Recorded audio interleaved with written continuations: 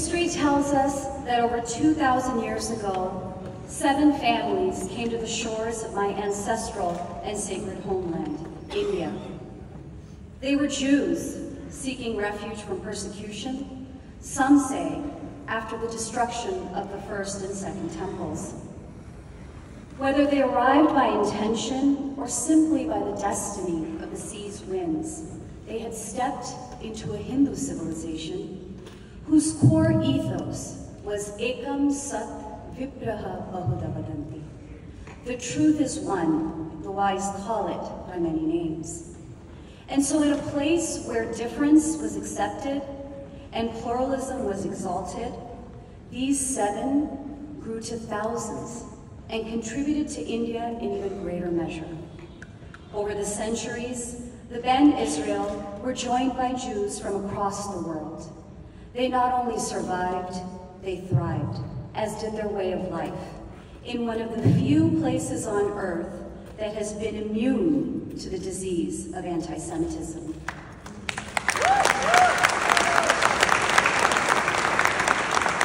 Indeed, anti-Semitism is a disease because hate is a disease.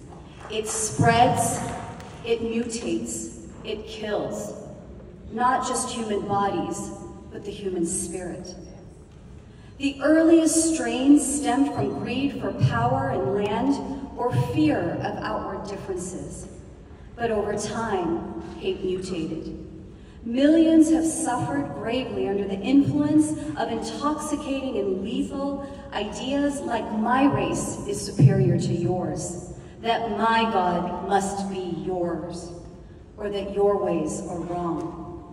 And today, these old forms of hate have gone viral by a contagion that divides us into 2 contrived tribes of either oppressed or oppressor, blinding otherwise well-meaning people to our shared reality and individual humanity.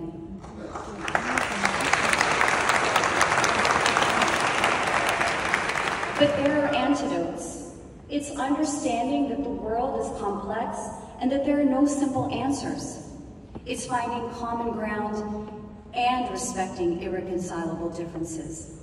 It's recognizing that there exists a bright line between good and evil, civility and savagery. It's having moral clarity and moral courage. It's choosing love over hate. And what do these antidotes deliver?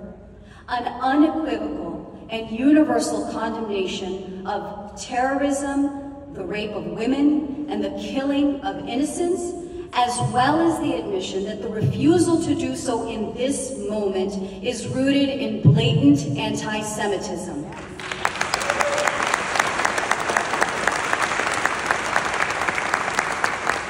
These antidotes deliver an emphatic yes when asked whether faculty celebrating the actions of Hamas or students calling for the genocide of Jews constitutes harassment of Jewish students. They deliver peaceful and principled protests that gather in front of city halls, not mobs who target a business simply because it's owned by a Jew.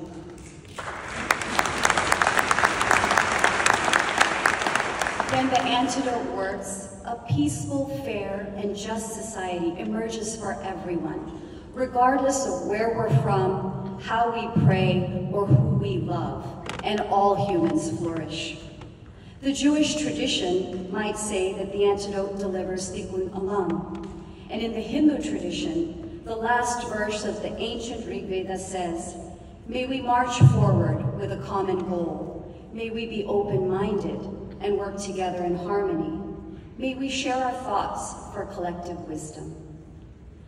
Sangachadvam sambadadvam sambhomanansi janatam.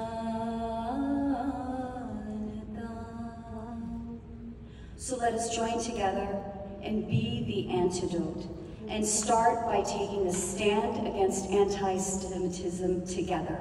Namaste and Shalom.